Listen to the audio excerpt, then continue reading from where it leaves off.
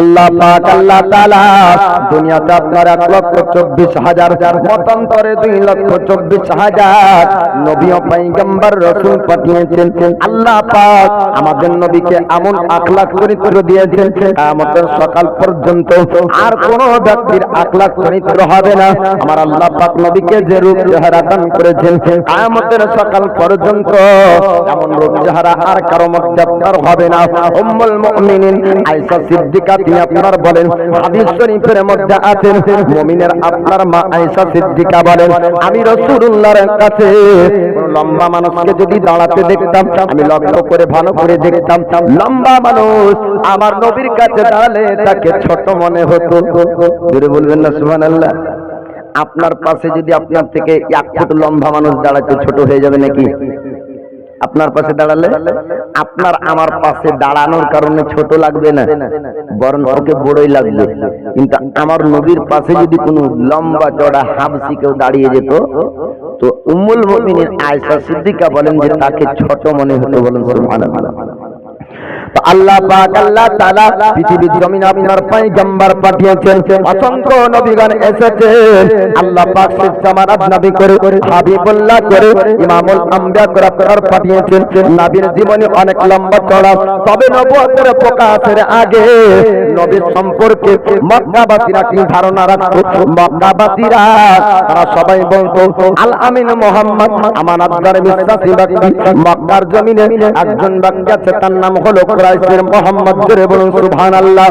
আপনার খাদিজাতুল কুবরা উম্মুল মুমিনিন মুমিনদের মা খাদিজাতুল কুবরা তার খাস গোলামকে ডাক দেয়, মিসরা রে মক্কার জমিনে আমানতদার বিশ্বাসী কোন ব্যক্তি আছে বলকে সামনে হবে।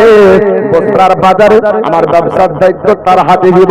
যদি ও ব্যক্তি বিশ্বাসী হয়, ও ব্যক্তি যদি আমানতদার ব্যক্তি হয়, মিসরা নামক গোলাম বলেছিল, ও খাদিজা আমি মক্কার জমিন ভ্রমণ করব, আমি জনসাধারণকে জিজ্ঞেস করব, নাগরিকদেরকে জানবো আর কথা তারা বলে, তারা জনসাধারণ যার কথা বলবে নিশ্চয় ওই ব্যক্তিটা তার ভালো হবে। যদি ওই ব্যক্তি ভালো হয় আপনার মালের দায়িত্ব দিব। আপনার মিসরা নামক গোলাম মক্কার জমিনে প্রত্যেক গলিতে গলিতে যাবার পরে মক্কাবাসীদেরকে জিজ্ঞেস করেছিলেন, ও মক্কাবাসীরা তোমরা একটু জানিয়ে দাও মক্কার জমিনে আমানতদার বিশ্বাসী কোন ব্যক্তি আছে তাকে আমরা মালের দায়িত্ব দিব, যার উপর বিশ্বাস করা যাবে, মালের খেয়ানত করবে না, মালের মধ্যে 2 নম্বরই করবে না, আপনার লাভ মুনাফার মধ্যে কাটকাট করবে না। এমন ব্যক্তি যদি মক্কা জমিনে কোন ব্যক্তি থাকে তবে তার নাম ও পরিচয় আমি একটু জানতে চাই। মক্কাবাসীরা আপনার বলেছিল, মিসরা রে একজন ব্যক্তি মক্কার জমিনে আছে আমানতদার বিশ্বাসী ব্যক্তি, আজ পর্যন্ত পৃথিবীর জমিনে কোন ব্যক্তিকে দুঃখ দেয়নি, কারোর সঙ্গে খারাপ আচরণ করেনি, কারো মনে আঘাত দেয়নি। এমন একজন ব্যক্তি আছে, নাম তার আল আমিন মুহাম্মদ। জোরে বলুন সুবহানাল্লাহ। খাদিজাতুল কুবরার গোলাম মিসরা যাওয়ার পরে বলেছিলেন, ও খাদিজা মক্কার জমিনে একজন ব্যক্তির পরিচয় পাওয়া গিয়েছে আমানতদার বিশ্বাসী ব্যক্তি। ওই ব্যক্তিকে যদি আপনার মালের দায়িত্ব দেন তবে আপনার মালের কোনো ক্ষতি হবে না। কেন না মক্কার এমন একজন ব্যক্তি হয়নি যে মক্কার জমিন থেকে ওই ব্যক্তির খেলাফে কোনো কথা বলবে। যাকে জিজ্ঞেস করলাম সবাই এক কথা বললো, আমানতদার বিশ্বাসী ব্যক্তি হলো আল আমিন মুহাম্মদ। কুরাইশের মধ্যে আজ পর্যন্ত আমানতদার বিশ্বাসী মুহাম্মদের মতন দ্বিতীয় কেউ নাই। জোরে বলুন সুবহানাল্লাহ। নবুয়তের প্রকাশ হয়নি 40 বছর বয়সে আমার আল্লাহ পাক আল্লাহ তাআলা আমার রাসূলুল্লাহকে হুকুম করেছিলেন, নবুয়তের প্রকাশ হয়েছে আপনার 40 বছর বয়সে। 40 বছর বয়স পর্যন্ত পুরো মক্কাবাসীরা আল আমিন বলে জানতো, সত্যবাদী বলে তারা জানতো, আমানতদার বিশ্বাসী বলে জানতো। খাদিজাতুল কুবরা বলল, মিসরা রে ওই আল আমিন মুহাম্মদকে আমার মালের দায়িত্ব দিব, বস্ত্রার বাজার যেতে হবে, লাভ মুনাফা বেশি হবে। বস্ত্রার বাজার আমার শহর বাজার দিহাতি করলে গ্রাম থেকে যেমন আপনার বহরমপুর যাবে অথবা ইসলামপুর যাবে অথবা আপনার লালবাগ যাবে, তেমন আপনার বস্ত্রার বাজার বড় বাজার, বস্ত্রা শহর আপনার বড় শহর ছিল। ওই সময়তে খাদিজা ওই সময় বললেন, মিসরা রে ওই আল আমিন মুহাম্মদকে আমার মালের দায়িত্ব দিব, তাকে যেতে হবে বস্তার বাজারে মালের দায়িত্ব নিলেন আল্লাহর পয়গম্বর। তারপরে আপনার আবু তালিবকে জিজ্ঞেস করেন, চাচা আবু তালিব, আপনি একটু জানিয়ে দেন, আপনি যদি অনুমতি দেন তবে বস্তার বাজার যাব, খাদিজার মালের দায়িত্ব নিতে হবে। আবু তালিব বলেছিলেন, ভাতিজা মুহাম্মদ, মক্কা জমিনে খাদিজার মতন আর দ্বিতীয় কোন সুন্দর রমণী নাই যার আখলাক চরিত্রের মধ্যে আজ পর্যন্ত কোন মক্কাবাসী দাগ দিতে পারেনি। জোরে বলো। প্রতিবেশীর মহিলার মধ্যে কোন রকম যদি ব্যবহারে খারাপ হয় তো পার্শ্ববর্তী মেয়েরা বলবে না, কথাবার্তা হবে না? পুরো মক্কাবাসীরা বলছে, ওগো খাদিজার আজ পর্যন্ত কোন চরিত্রের উপর দাগ আসেনি, বলুন সুবহানাল্লাহ। আবু তালিব যখন আপনার বলল আল্লাহর নবী হাবিবুল্লাহ মিসরার সঙ্গে এবার বস্তার বাজার যাবে, রাস্তায় যেতে যেতে একটা খালে আপনার খোলা আকাশের জায়গায় ফাঁকা ময়দানে আমার রাসূলুল্লাহ আপনার গাছতলায় আরাম করেন। আল্লাহর নবী হাবিবুল্লাহ আরাম যখন করতে লাগলেন, মিসরা একজন গোলাম আপনার একজন পণ্ডিতের সঙ্গে আপনার সাক্ষাৎ করে। মিসরাকে পণ্ডিত বলে, পণ্ডিতের নাম হলো নাসরা।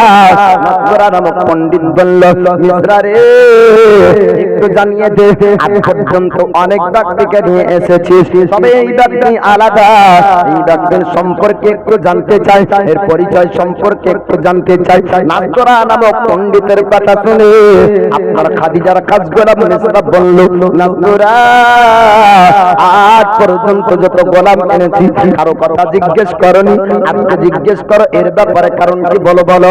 নাসরা বলল, মিসরা রে আজ পর্যন্ত গাছের ছায়া তলে কোন সাধারণ মানুষ বসেনি, আজকে জানতে চাই এর নাম পরিচয় আমাকে জানিয়ে দিন। বলে এনার নাম হলো মুহাম্মদ, বাড়ি হলো মক্কা শহরে, বংশের নাম কুরাইশ। যখন এই কথা শুনল এবারে নাসরা বলে, মিসরা রে তুই কি জানিস না তাওরাত ইনজিল জবরে আল্লাহ পাক আল্লাহ তাআলা আখেরি পয়গম্বর জামানার নবীর কথা আমার আল্লাহ পাক জানিয়েছেন, আখেরি জামানার নবী হবে, ইমামুল আম্বিয়া হয়ে আসবেন, হাবিবুল্লাহ হয়ে পৃথিবীর জমিনে আল্লাহ পাক একজন রহমতি পয়গম্বর পাঠাবেন, অন্য কেউ না, অন্য কেউ না। মিসরা রে আখেরি পয়গম্বর এসেছে, যিনি গাছের ছায়ার তলে আরাম করে, তিনি হচ্ছেন হাবিবুল্লাহ,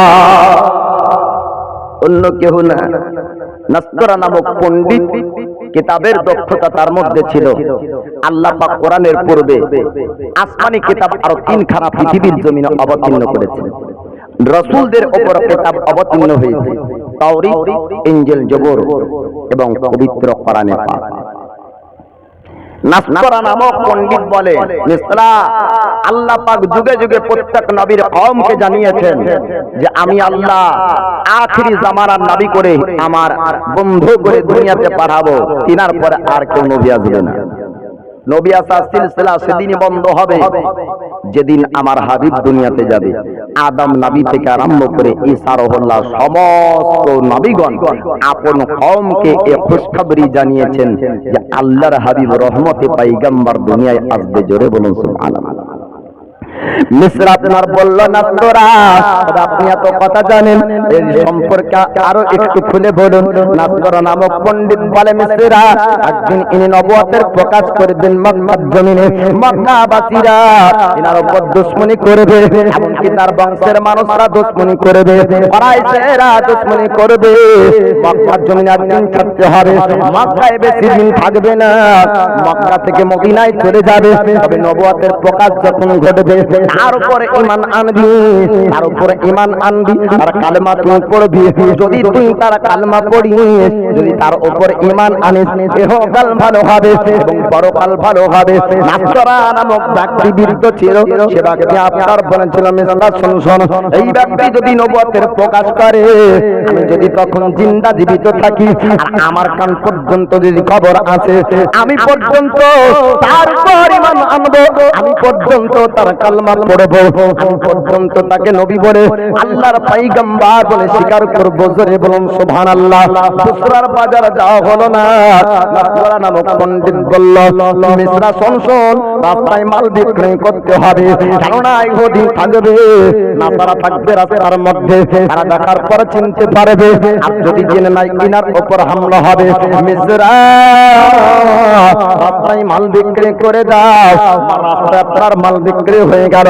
মক্কার জমিনে খাদিজাতুল কুবরার কাছে আছে। খাদিজাতুল কুবরা আমার রাসূলুল্লাহর চেহারা মুবারককে দেখার পর খাদিজাতুল কুবরা বলেছিলেন, মিসরা একটু সবরের কথা আমাকে জানিয়ে দাও। আজ পর্যন্ত বহু গোলাম তুমি ডাক দিয়ে এনেছো আমার কাছে, তবে ইনার মতন আমি আজ পর্যন্ত দুনিয়ায় কোনো ব্যক্তি দেখিনি। জোরে বলুন সুবহানাল্লাহ। খাদিজাতুল কুবরা আমার রাসূলুল্লাহর চেহারা দেখানোর পরে মিসরার কাছে জানতে চাইলেন। মিসরা নামক আপনার গোলাম বলল, ও খাদিজা, ইনি নাকি আল্লাহর পয়গম্বর, শেষ জামানার নবী হয়ে পৃথিবীর জমিনে এসেছেন। আল্লাহ পাক দুনিয়াতে পয়গম্বর করে নবী করে ইনাকে আপনার পাঠিয়েছেন। এক গাছের ছায়ার তলে আরাম করছিল। এক পণ্ডিতের সঙ্গে এক নয় দুই নয়, আমি কয়েকবার সাক্ষাৎ করেছি। এমন কথা কারোর জন্য বলেননি। ওই পণ্ডিত আমাকে বলল, ইনি আল্লাহর পয়গম্বর, শেষ জামানার নবী হয়ে এসেছেন, এর জন্য আপনার বুসরার বাজার যাওয়া হয়নি। খাদিজাতুল কুবরা বললেন, মিসরা এর সম্পর্কে আর কি শুনেছো বলো। আরে নাসরা নামক পণ্ডিত বলল, তিনি একদিন নবুয়তের প্রকাশ করবেন, আর যেদিন নবুয়তের প্রকাশ করবে মক্কাবাসীরা দুশমনি করবে। যেদিন নবুয়তের প্রকাশ ঘটবে কুরাইশরা দুশমনি করবে। এমনকি তিনাকে বাগদাদ জমিন থাকতে হবে, মদিনায় চলে যাবেন, মক্কায় চিরদিন থাকবেন না। খাদিজাতুল কুবরা তিনবার স্বামী মারা যাওয়ার পরে আপনার বিবাহ করার ইচ্ছা তার মনের মধ্যে ছিল না। আল্লাহ নবী হাবিবুল্লাহকে দেখে খাদিজাতুল কুবরা আপনার বিবাহের প্রস্তাব নিজ পক্ষ থেকে দিয়েছিলেন। যখন কুরাইশের সরদারেরা, কুরাইশের মানুষরা আপনার প্রস্তাব শুনেছিল, সবাই বলেছিল, ও ভাতিজা মুহাম্মদ, খাদিজার মতন মক্কা জমিনে আর দ্বিতীয় কোন আখলাক চরিত্র সুন্দর রমণী আর দ্বিতীয় কেউ নাই। জোরে বলুন সুবহানাল্লাহ। সবাই আপনার রাজি হয়েছিল। খাদিজাতুল কুবরা আমার রাসূলুল্লাহর কদমে, আপনার রাসূলুল্লাহর মহব্বতে সমস্ত মান ধন সম্পদ সবকিছু গরিবের মধ্যে বিতরণ করে রহমতি পয়গম্বরের সঙ্গে জীবন কাটিয়েছেন। জোরে বলুন সুবহানাল্লাহ। বলার উদ্দেশ্য, এই মিসরা নামক গোলাম রাস্তায় সফরে নিয়ে যাচ্ছেন। পণ্ডিত চিনতে পাচ্ছেন চেহারা মোবারক দেখে যে ইনি আল্লাহর পয়গম্বর। সাধারণ মানুষের চেহারার মধ্যে আর নবীর চেহারার মধ্যে পার্থক্য আছে। বলুন সুবহানাল্লাহ। আমি বলতেছিলাম নবুয়তের পূর্বের ঘটনা। নবুয়তের প্রকাশ হবার আগে পুরো মক্কাবাসীরা বাল্যকাল থেকে আরম্ভ করে 40 বছর বয়স পর্যন্ত একজন মক্কায় কেউ দুশমনি করত না, দুশমন ছিল না। বলুন সুবহানাল্লাহ। কি করে দুশমনি করবে? নবীর মায়দা, নবীর ফয়সালা, নবীর মিটিং হলো আলা ফয়সালা। জোরে বলুন সুবহানাল্লাহ। মক্কার জমিনে আপনার জঙ্গে ফজর হয়েছিল একদিন।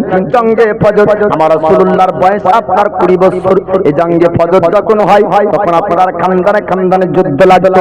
প্রতিটা খানদানে খানদানের সঙ্গে রিসারিসি লেগে যেত। আর খানদানে খানদানে যুদ্ধ হওয়ার পরে আপনার হাজার হাজার মানুষের জীবন চলে যেত।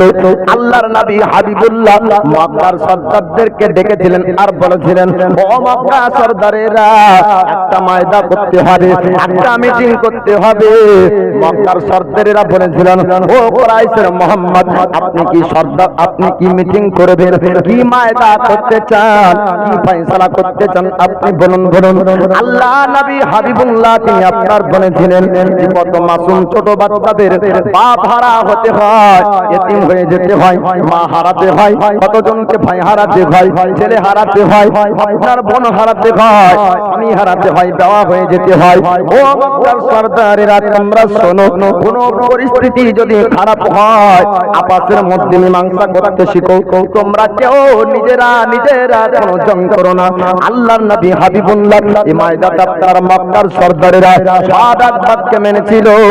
আর রক্ত হবে না মক্কার জমিনে, আর কোনাকুনি হবে না, আর জানলেওয়া হামলা আপনার হবে না মক্কার জমিনে।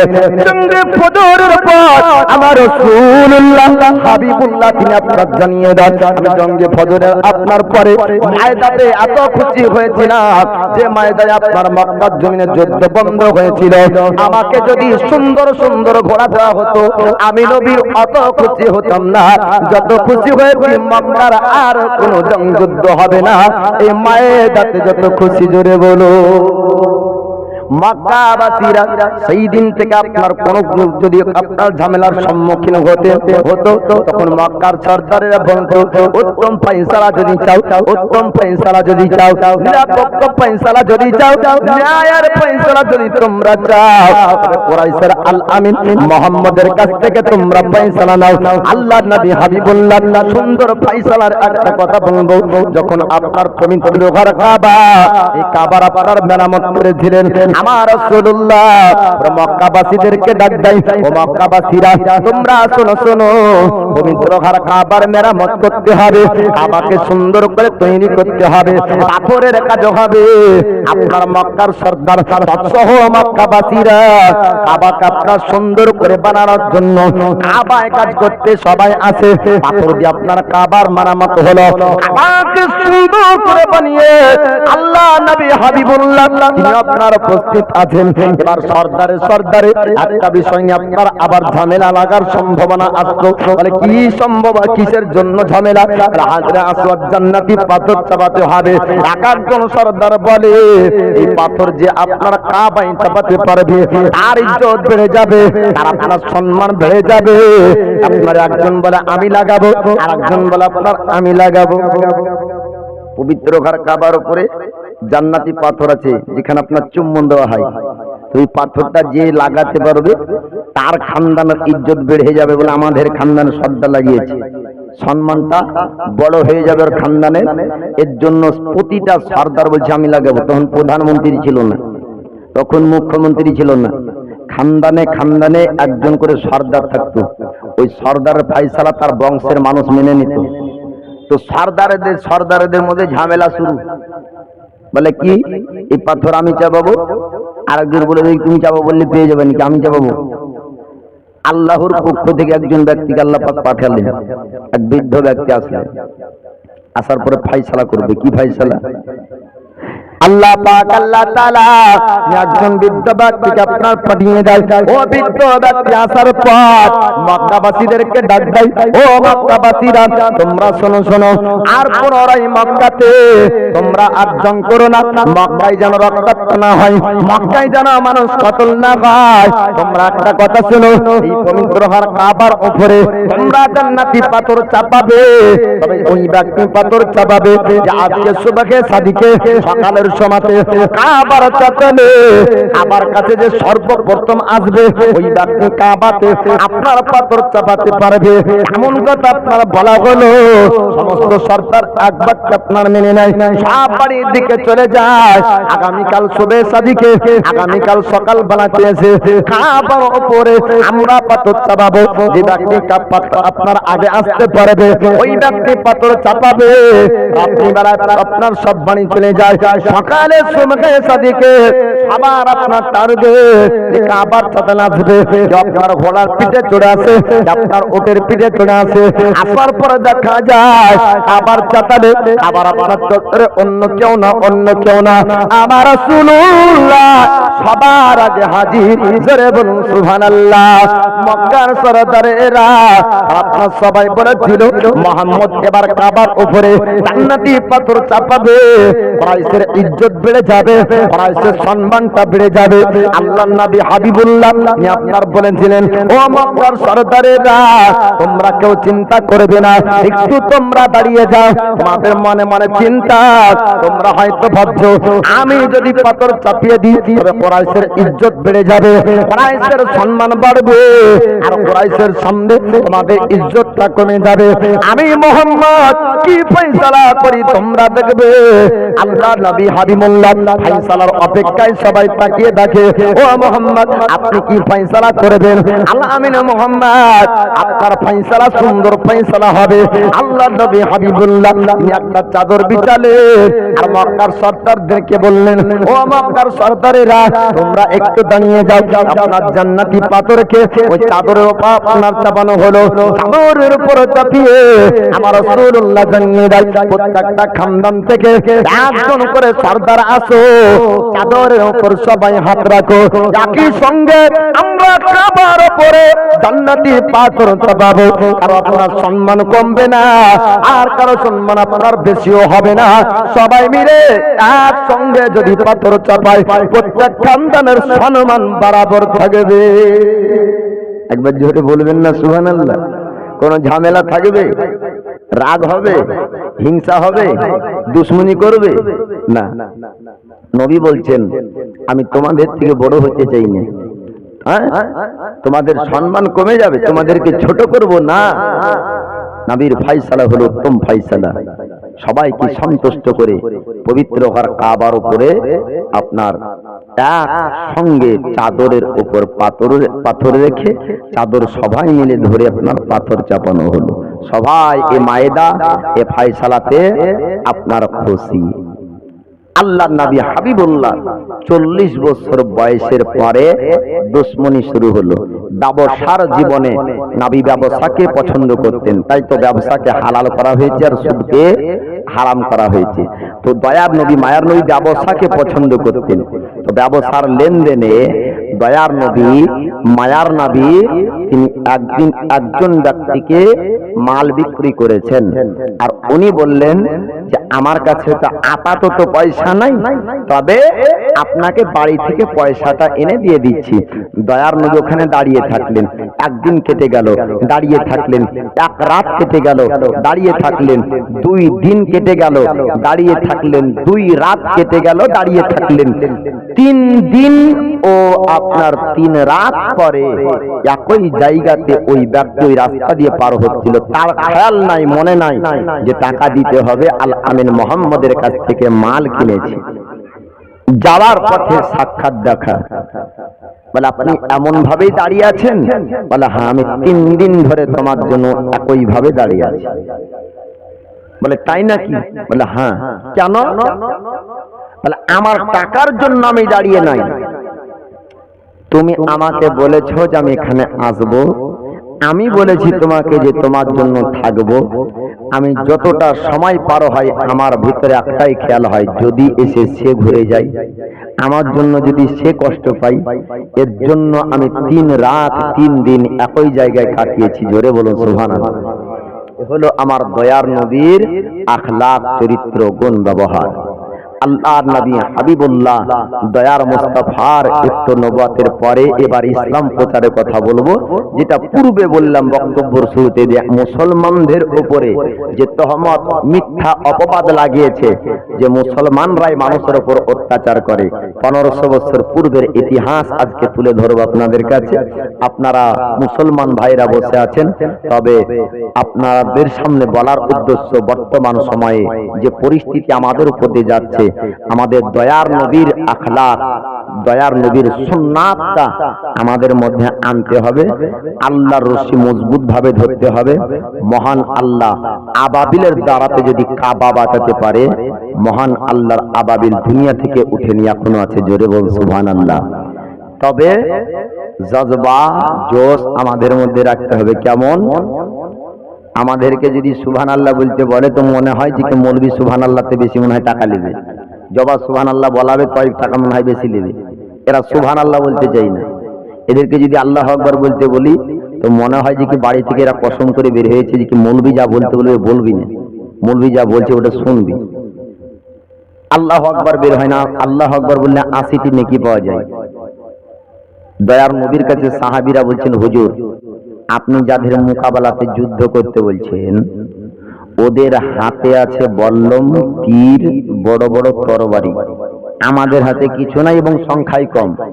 তো নবী বলছেন খেজুরের ডাল ভাঙো, কাঁটাওয়ালা কাঁটাওয়ালা ডাল ভাঙা হলো, আর বলছেন যে তাকবীর লাগাও।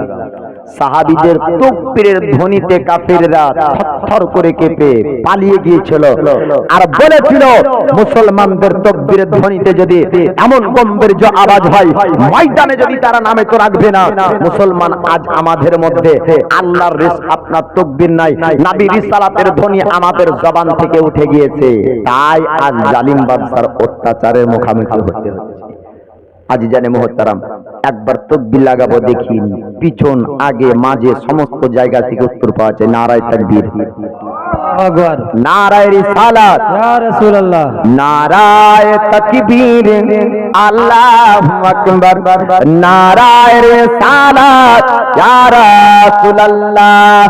সিদ্দিক, ফারুক, ওসমান, হায়দার, চারজন সাহাবা সবচেয়ে বেহতর। সিদ্দিক, ফারুক, ওসমান, হায়দার, চারজন সাহাবা সবচেয়ে বেহতর, কারণ তাদের দিলে আছে আল্লাহর পয়গম্বর, কারণ তাদের দিলে আছে আল্লাহর পয়গম্বর। নারায়ে তাকবীর, আল্লাহু আকবার, নারায়ে রিসালাত, ইয়া রাসূলুল্লাহ।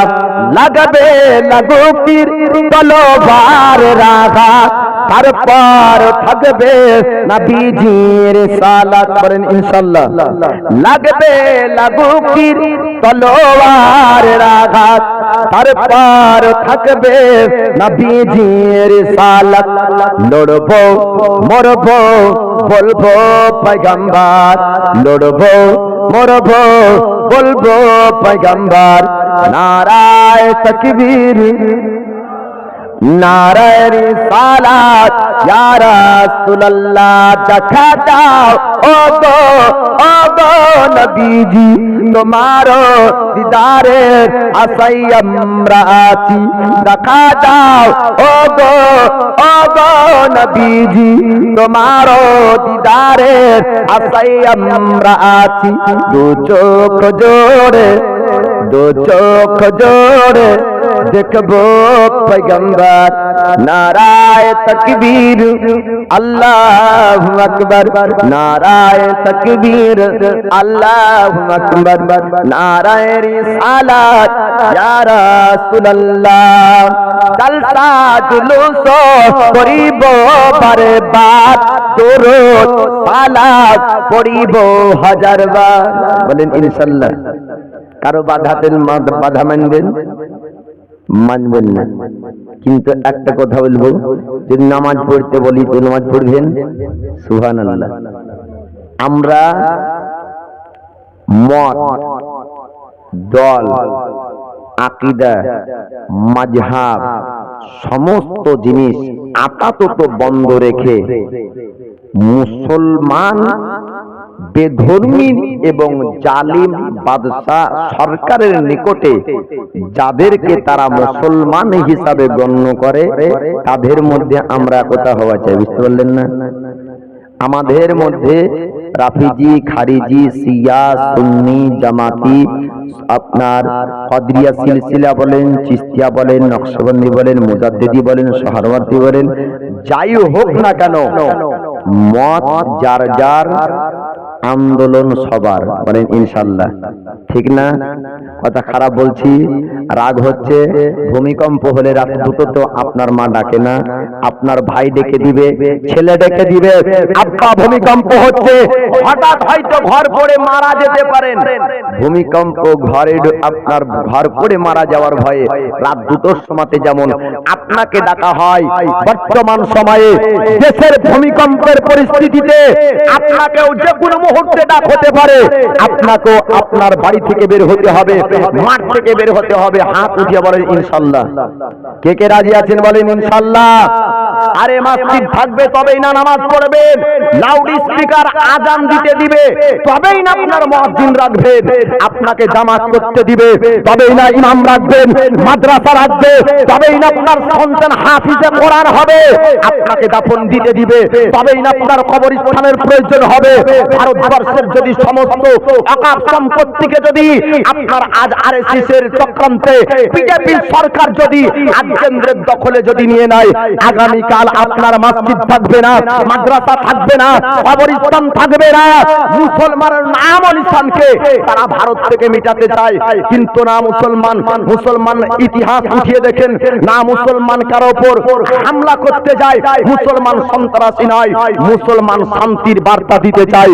তবে ইসলামের ইতিহাস উঠিয়ে দেখুন, যদি মুসলমানের ধর্মের উপরে কেউ আঘাত আনতে আসে, জীবন থাকা পর্যন্ত মুসলমান ময়দান ছাড়ে না। ইসলামের ইতিহাস উঠিয়ে দেখে ঠিক না ভুল? ঠিক না ভুল? আমরা কারো ধর্মের উপর আঘাত আনতে যাই না। অন্যায় অন্যায়, মসজিদকে ভেঙে মন্দির বানানো যেমন অন্যায়, তাদের মন্দিরকে ভেঙে আমাদের মসজিদ যদি বানিয়ে দেয় ওটাও অন্যায়। অন্যায়ের প্রতিবাদ করব জাতি ধর্ম নির্বিশেষে। আমরা মুসলমান শুধু নয়, হিন্দু যদি বলে যে না অন্যায়ের প্রতিবাদের জন্য আমরা মুসলমানের পাশে আছি, আমরা ওই হিন্দুকে চাই। যদি খ্রিস্টান ধর্মের কোন ব্যক্তি বলে আমরা অন্যায়ের প্রতিবাদের জন্য আমরা মুসলমানের পাশে আছি, আমরা খ্রিস্টান ওই ভাইদেরকে চাই। যদি কোন বৌদ্ধ ধর্মের ব্যক্তি বলে অন্যায়ের প্রতিবাদের জন্য জালিম বাদশা জালিম সরকারের আপনার অন্যায়ের ভাবে ক্ষমতার বলে যে কোনো অন্যায় ভুল আইনকে চালু করার জন্য আমরা তার প্রতিবাদে মুসলমানের পাশে আছি, আমরা সেই বৌদ্ধ ধর্মের ব্যক্তিকে নেব। জাতি ধর্ম নির্বিশেষে জালিম সরকারের বিরুদ্ধে আমরা প্রতিবাদ করতে চাই না, চাই না? হাত উঠিয়ে বলেন চাই না, চাই না?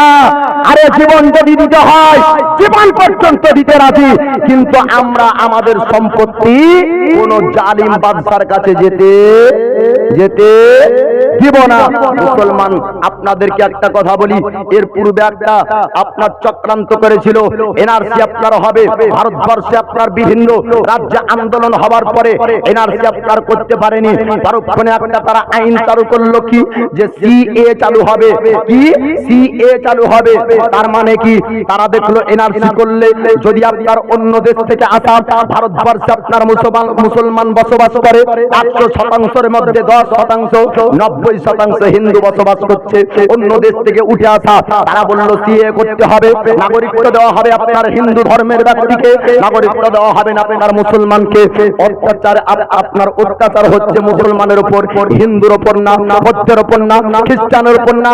তাদের টার্গেট আপনার ফারাজি না, তাদের টার্গেট আপনার লামাঝাবি না, তাদের টার্গেট আপনার শিয়া, তাদের টার্গেট আপনার তবলিগি না, তাদের টার্গেট আপনার জামাতির উপর না, তাদের টার্গেট আপনার সুন্নির উপর না, তাদের টার্গেট কাদরিয়ার উপর না, তাদের টার্গেট আপনার চিশতিয়ার উপর না, তাদের টার্গেট হলো মুসলমানের উপরে। তাদের টার্গেট হলো আধার কার্ডে কি নাম আছে, তাদের টার্গেট হলো ভোটার কার্ডে কি নাম আছে, তাদের টার্গেট হলো রেশন কার্ডে কি নাম আছে।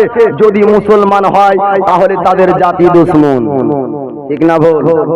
তাহলে এখন আমাদের ফারাজি দেখলে হবে না, জামাতি দেখলে হবে না, শিয়া দেখলে হবে না, সুন্নি রাফিজি খারিজি দেখলে হবে না। আমাদের আকাইদের বিষয় হলো আলাদা, আমাদের মসলার মানার পদ্ধতি ভিন্ন ভিন্ন হতে পারে, কিন্তু তাদের নিকটে যেহেতু আমরা দাড়িওয়ালা টুপিওয়ালা সব মুসলমান এক, অতএব আমরা এক হয়ে প্রতিবাদ করব। বলেন ইনশাআল্লাহ। 2-1 দিনের মধ্যে যে কোনো মুহূর্তে আপনার ইমাম লাউড স্পিকারে মাইকে আপনাকে ডাকতে পারে, আপনাকে যে কোনো পরিস্থিতিতে ছুটতে হবে, আপনাকে যে কোনো পরিস্থিতিতে আসতে হবে। আমরা কয়েকদিনের মধ্যে আন্দোলন করব। আপনাদেরকে জানিয়ে দিই 16ই আপনার এপ্রিল, 16ই এপ্রিলে কোর্ট থেকে আপনার কি হবে, আপনার এই রায় ঘোষণা করা হবে।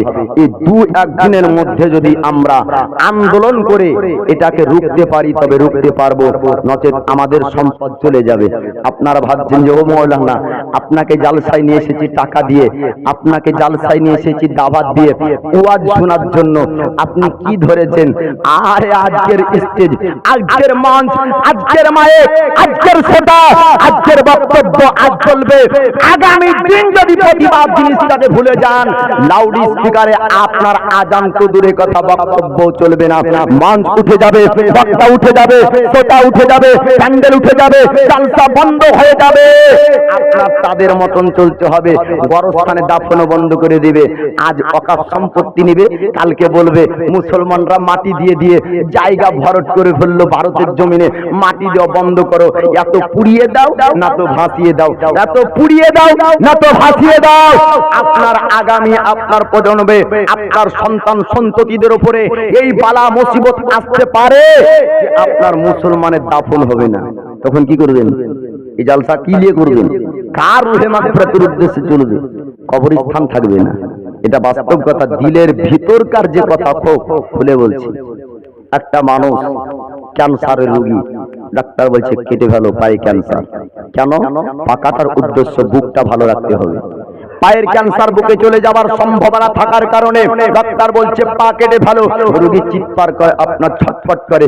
ডাক্তার বলছে শোন, তোকে কষ্ট দিতে চাই না, রোগী আপনার কষ্ট পাচ্ছে। ডাক্তার বলছে কষ্ট তোকে দিতে চাই না, ক্যান্সার হটানোর জন্য কষ্টকে সহ্য করতে হবে। যেমনই বাবরি মসজিদে হামবর চালানো হলো, বাবরি মসজিদে হাতুড় চালানো হলো, হাতুড় ইটের ওপর ইট ব্যথা পায়নি, হাতুড় যদি চালানো হয়েছে মুসলমানের কলিজার ওপর চালানো হয়েছে, মুসলমানের ভিতরে এখনো পর্যন্ত বাবরি মসজিদ চলে যাওয়ার ব্যথা, ঘা আমাদের মধ্যে আছে। এই ঘা ব্যথা নিয়ে জীবিত থাকা আপনার অপেক্ষা প্রতিবাদ করে মরে যাওয়া অনেক ভালো। কমসে কম শহীদের দরজা পড়ে। আমি বলছি না যে কারো উপর হামলা করেন, কিয়ামতের সকাল পর্যন্ত এ বার্তা কোনোদিন দেব না আমরা যে ওদের মন্দিরে হামলা করেন, ওদের আপনার ইবাদতখানায় হামলা করেন। তাদের ধর্ম তাদের কাছে, আমাদের ধর্ম আমাদের কাছে, তাদের মত তাদের কাছে, আমাদের মত আমাদের কাছে। ভারতের সংবিধানকে আমরা সম্মান করি, কিন্তু ওই সংবিধান যদি এক পক্ষের হয়ে আর এক পক্ষের বিরুদ্ধে আসে, আমরা ওই সংবিধান মানি না। আল্লাহ পাক আমাদেরকে বুঝার তৌফিক দান করুন।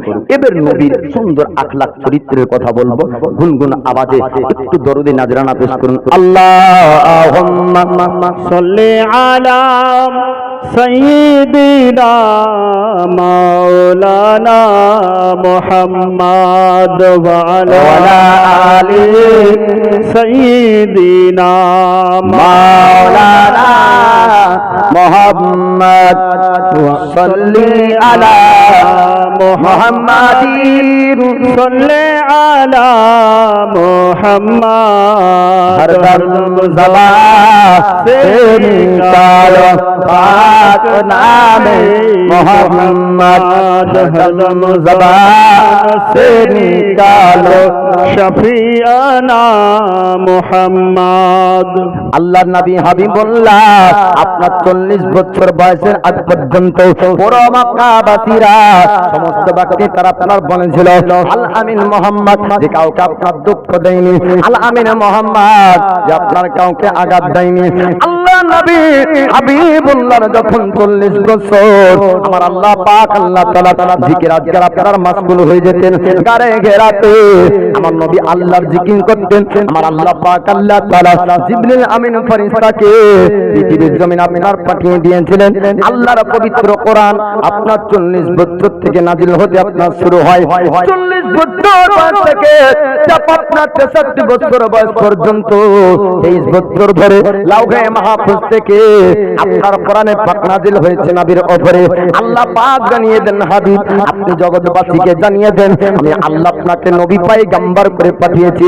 আমার আল্লাহ পাক যখন নবীকে বললেন, আপনার নবী আমার নবুয়তের প্রকাশ করলেন। নবুয়তের প্রকাশ করার পরে সর্বপ্রথম ঈমান যিনি আপনার আনলেন অন্য কেউ না, অন্য কেউ না, আমার রাসূলুল্লাহর পাশে শুয়ে আছেন সাইয়্যিদুনা আবু বকর সিদ্দিক। তারপরে মহিলার মধ্যে ঈমান সর্ব সর্বপ্রথম আনলেন খাদিজাতুল কুবরা, তারপর আপনার ঈমান আনলেন আপনার বাল্যর মধ্যে সর্বপ্রথম আলিয়া শেরে খুদা মুসলিম কুসা হায়দার কারনার। আর গোলামের মধ্যে সর্বপ্রথম যেই গোলাম ঈমান এনেছিলেন যায়েদ বিন হারিস, সাতজন ঈমান আনার পর আব্দুর রহমান বিন আউফ ঈমান আনলেন, উসমান গনি আপনার ঈমান আনলেন। আস্তে আস্তে মুসলমানদের জামাত তৈরি হলো। আল্লাহ পাকের আপনার পবিত্র কালাম লাওহে মাহফুজ থেকে আমার রাসূলুল্লাহর উপর নাযিল হয়, আমার দয়ার নবী পবিত্র কোরআনের বাণী তেলাওয়াত করে শোনায়। আজ বর্তমান সময়ে আলিম যদি আমরা বক্তব্য দিই, কোরআন তেলাওয়াত যদি আমরা করি, হাদিস যদি আমরা তেলাওয়াত করি, মানুষ আপনারা মাহফিল থেকে পালিয়ে যায় আর বাজারে তারা ভিড় করে। আর আমার রাসূলুল্লাহ হাবিবুল্লাহ আল্লাহর পয়গম্বর তেলাওয়াত করতেন তো বনের আপনার পশুরা পর্যন্ত আমার দয়ার নবীর তেলাওয়াত শুনতেন। জোরে বলুন সুবহানাল্লাহ। আল্লাহর নবী হাবিবুল্লাহ যখন আপনারা আল্লাহর বাণী কোরআন তেলাওয়াত করতেন, কুরাইশের মানুষেরা আর কুরাইশের বাচ্চারা, কুরাইশের মহিলারা পর্যন্ত ভিড় করত। মক্কাবাসীরা চিন্তায় পড়ে গেল, মুহাম্মদের তিলাওয়াত যদি বন্ধ না করা হয় তবে পুরো মক্কার মধ্যে মুসলমান হয়ে যাবে, ইসলামের প্রচার হয়ে যাবে। আপনার মক্কার জমিন থেকে আপনার ইসলাম প্রচার করতে হবে, মুহাম্মদের আপনার তিলাওয়াত বন্ধ করতে হবে। আবু তালিবের কাছে মক্কা কুরাইশের সরদারেরা আসার পরে বলল, ও আবু তালিব শোনো শোনো, আমার ভাতিজা মুহাম্মদকে বলো গা তিলাওয়াতকে যেন বন্ধ করে দেয়। এই তিলাওয়াত যদি বন্ধ না করে তবে তার উপর আমরা অত্যাচার করব, তার উপর আমরা আঘাত করব, মক্কায় তাকে টিকতে দেব না। এমন কথা যখন আপনার বলেছিল, আপনার আবু তালিব আসার পর রাসূলুল্লাহ হাবিবুল্লাহ আল্লাহর পয়গম্বরকে জানিয়ে দেয়, ভাতিজা তোমাকে এই তিলাওয়াত বন্ধ করতে হবে। আল্লাহর নবী বললেন, চাচা গো আপনি একটু শুনুন শুনুন, এই তিলাওয়াত কেন আমি বন্ধ করব? আপনার আবু তালিব বলেন, ভাতিজা পুরো মক্কাবাসী তোমার উপর তহমত দেয়, তোমার উপর মিথ্যা অপবাদ লাগায় যে মুহাম্মদ আরবি বাক্য সুন্দর করে বলতে পারে, এর জন্য বানিয়ে বানিয়ে মানুষের কাছে ভুল আপনার আয়াত শোনায়, মানুষের কাছে ভুল আরবি শোনায় আর মানুষকে ভুল ভাল বুঝিয়ে ইসলাম ধর্মের মধ্যে নিয়ে আসে। আল্লাহ নবী বললেন, চাচা আমি মুহাম্মদ নিজের পক্ষ থেকে আমি কোন শব্দ বানাইনি, আমার আল্লাহ পাক নাজমুস সূরার মধ্যে জানিয়ে দেন, ওয়া ইয়ানতিকু আনিল হাওয়া ইন হুয়া ইল্লা ওয়াহিয়ুন ইউহা। মুহাম্মদ আপনার কোন মন গড়া কিছু বলেন না, বরং ওটাই বলেন যেটা তার উপর ওহী করা হয়। জোরে বলুন সুবহানাল্লাহ। আমার দয়া নবী আল্লাহ পাক আল্লাহ তাআলা যা বলিয়েছেন আমার নবী অতটাই বলেছেন। আল্লাহ নবীর উপর ওহী করতেন, আপনার নবী মানুষকে বোঝাতেন, মানুষকে আল্লাহর পবিত্র কোরআন গুলা শোনাতেন। আল্লাহর নবী বললেন, চাচা গো আপনি যদি চান আমি একটু তিলাওয়াত করব, আপনি তিলাওয়াত গুলা একটু শুনবেন। আমার রাসূলুল্লাহ তিলাওয়াত শুরু করলেন। আর তিলাওয়াত শোনার পর আবু তালিব বুদ্ধিজীবী ব্যক্তি, তিনি আপনার বললেন, ভাতিজা মানুষ যতই জ্ঞানী ব্যক্তি হোক না কেন এমন সুন্দর বাণী তিলাওয়াত করতে পারে না, নিজের পক্ষ থেকে এমন সুন্দর ছন্দ শের বানাতে পারে না। কিয়ামতের সকাল পর্যন্ত বিভিন্ন আপনার পৃথিবীর জমিনে আজ বিগত দিনে সুন্দর সুন্দর বড় বড় আপনার জ্ঞানী ব্যক্তি বৈজ্ঞানিক ছিল, সুন্দর বড় আপনার লেখক তারা ছিল, সুন্দর লেখক আপনার ছিল, কবি বড় বড় ছিল, কিন্তু না না কিয়ামতের সকাল পর্যন্ত কোন কবি এমন ছন্দ আবিষ্কার করতে পারবে না যে আল্লাহর কোন একটা কোরআনের কোন আয়াতের মতন সমতুল্য হবে। জোরে বলুন সুবহানাল্লাহ। দুনিয়ার সমস্ত কবির আপনার দুনিয়ার সমস্ত লেখকের লেখা, দুনিয়ার সমস্ত কবিদের ছন্দ, দুনিয়ার সমস্ত আপনার শেরকে যদি পাল্লায় রাখা হয় আমার আল্লাহর পবিত্র কোরআনের এক অক্ষর সমতুল্য হবে না। জোরে বলুন সুবহানাল্লাহ। আমার আল্লাহ পাকের বিনা ইশারায় দুনিয়ার কোন আপনার গাছ চলে না, আল্লাহর বিনা ইশারায় দুনিয়ার গাছের একটা পাতা পর্যন্ত হিলে না। আমার আল্লাহ যেই পবিত্র কোরআনের আয়াতগুলো আমার রাসূলুল্লাহকে জানাতেন, আল্লাহ নবী হাবিবুল্লাহ তেলাওয়াত করতেন। আবু তালিব বললেন, ভাতিজা এটা সস্তার বাণী, তেলাওয়াত করো, এটা আল্লাহ নিশ্চয় তোমাকে বাণী দিয়েছে, তুমি তেলাওয়াত করবে। আজ পর্যন্ত, আজ থেকে আর কোনদিন তোমাকে বারণ করব না। আল্লাহর নবী হাবিবুল্লাহর তেলাওয়াত আপনার বন্ধ করতে পারলো না। আল্লাহর নবী কোন জায়গায় তেলাওয়াত করতেন আপনাদেরকে একটু বলবো।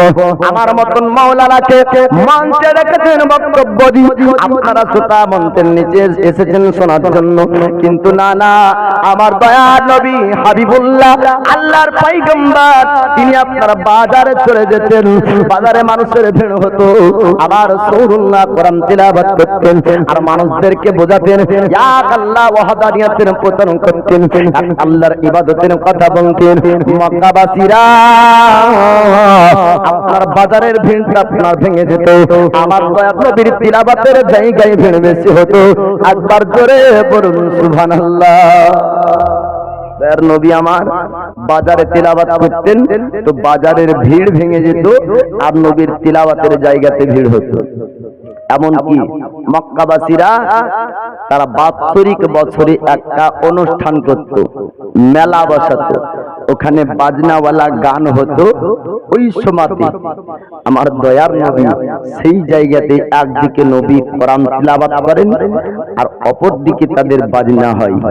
তো আবু লাহাব, উতবা, সাইবা, আবু জেহেল তারা লক্ষ্য করে দেখে মুহাম্মদের তিলাওয়াতের জায়গাতে ভিড় বেশি। একবার জোরে বলুন সুবহানাল্লাহ।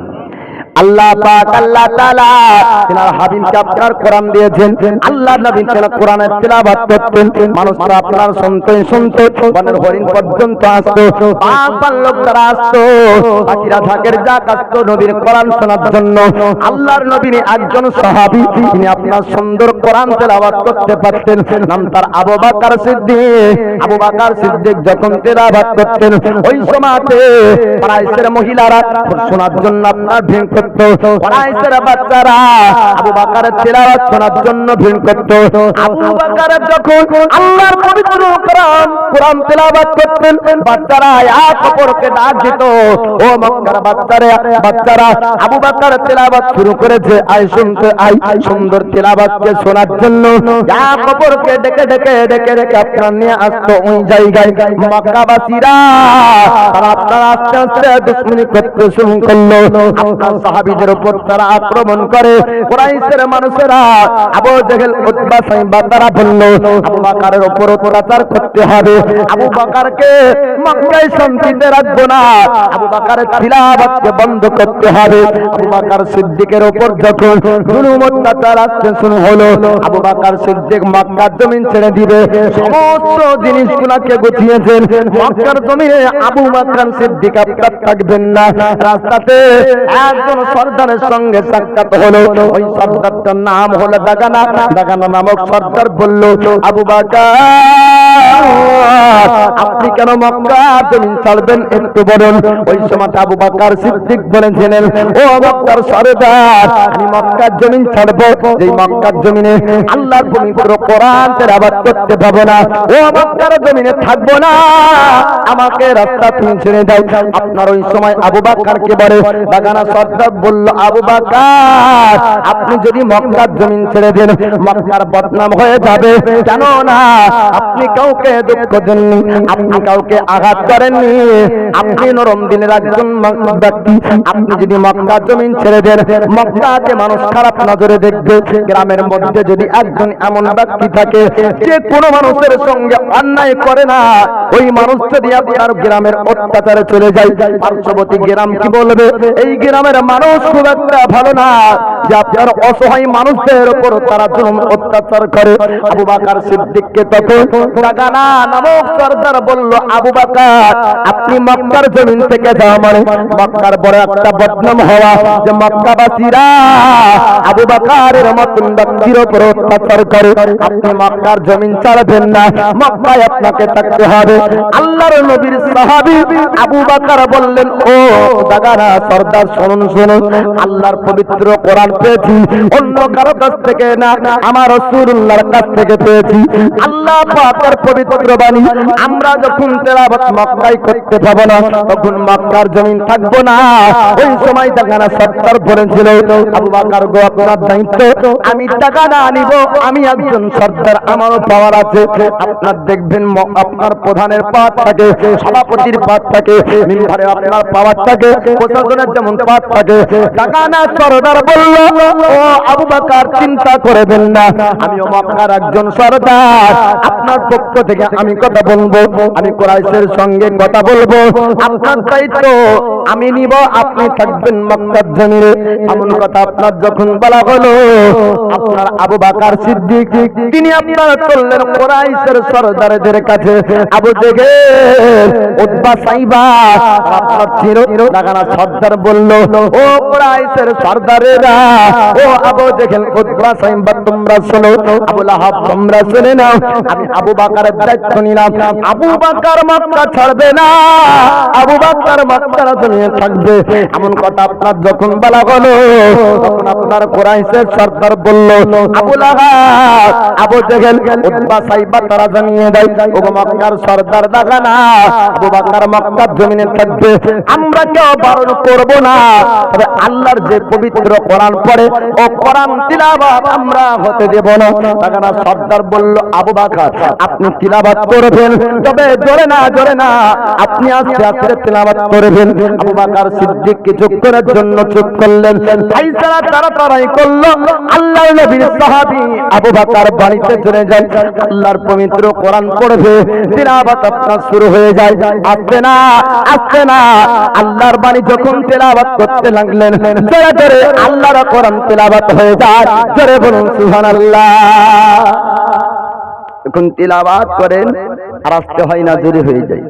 আবার আপনার কুরাইশের বাচ্চারা এক অপরকে ডাক দিয়েছে, বাচ্চারা আপনার এক অপরকে ডাকে, ওই ডাক আবু বকর আওয়াজ শুরু করেছে, আয় আয় আবু বকর তিলাওয়াত শুনতে হবে।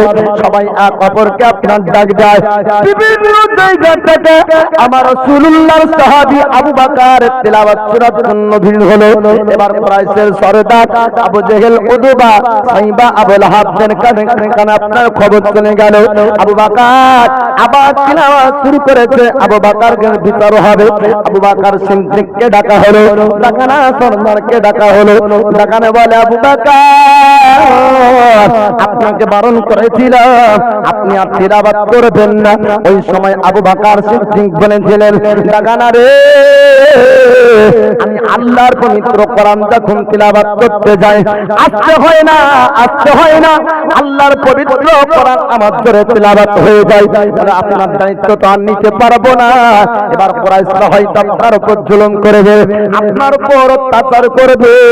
আবু বকর সিদ্দিক বলেছিলেন, ও দাগানা সর্দার, তুই শোন, শোন, শোন, আল্লাহ পাক পৃথিবীর জমিনে আমাকে পাঠিয়েছেন, আমার রুজির মালিক হলো আল্লাহ, আমার হায়াতের মালিক হলো আল্লাহ, আমার মওতের মালিক হলো আল্লাহ।